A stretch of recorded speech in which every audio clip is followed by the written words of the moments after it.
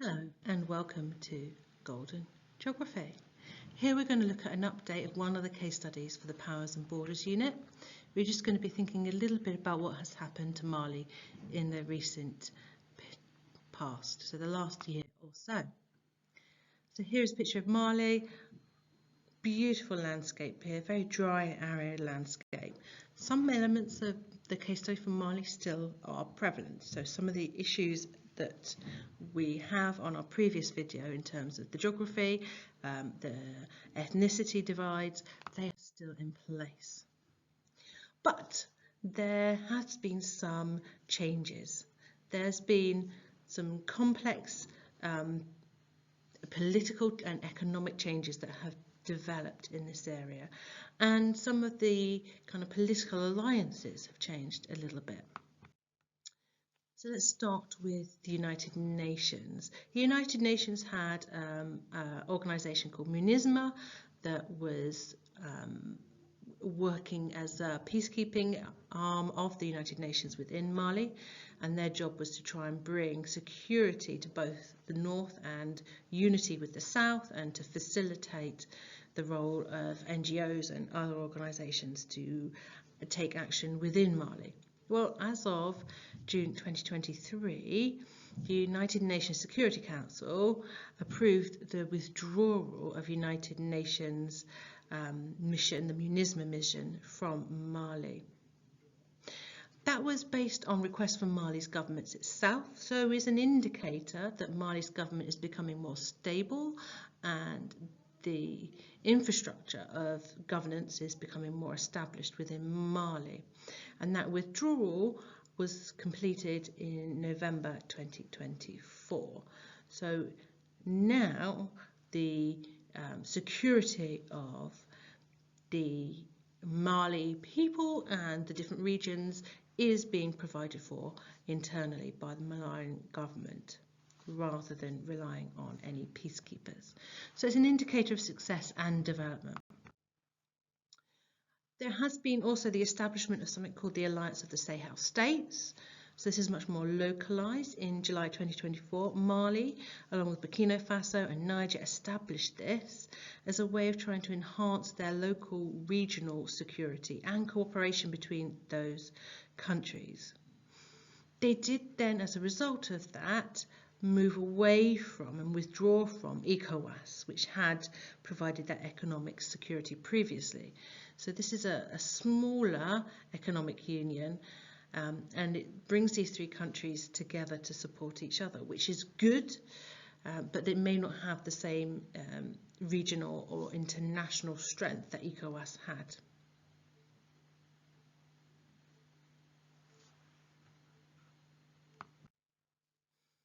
There has been several plans put in place to address some of the humanitarian issues. There is one for 2025.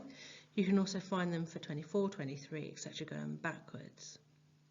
So in response to some of the needs within the Malayan people, looking at things like education and healthcare, there is still help being given by NGOs, but there is this plan put in place to particularly look at seeking assistance for that 4.7 million people, mainly women and children, to address their needs from displacement, health emergencies, issues associated with what we call climate shocks, but actually the failure of agriculture to provide food for people, particularly within that northern and central parts of Mali, which are influenced by the aridity of the desert biome that they're found in. And then there is also this, it's called the EU CAP, which is looking at building capacity within it. So despite the fact that the UN has withdrawn, MINUSMA withdrawn, the EU has an element to it which is trying to continue to operate and support Mali. They're giving an element of policing support and trying to help maintain the peace and the structure, the legal structures within Mali.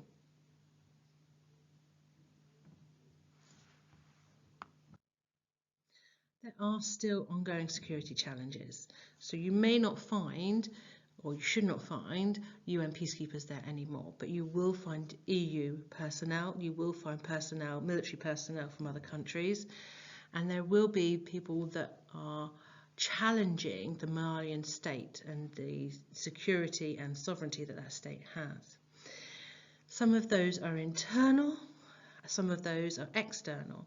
There are some, particularly in the north, where you have Islam as a predominant faith. There are some that are associated with extremes of that, like Al-Qaeda, and they're trying to specifically undermine the established Malian government, and are doing that to try and cause conflict.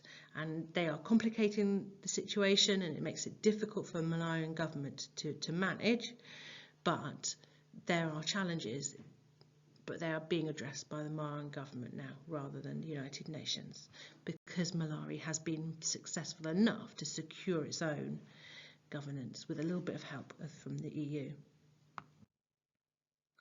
So in summary, Mali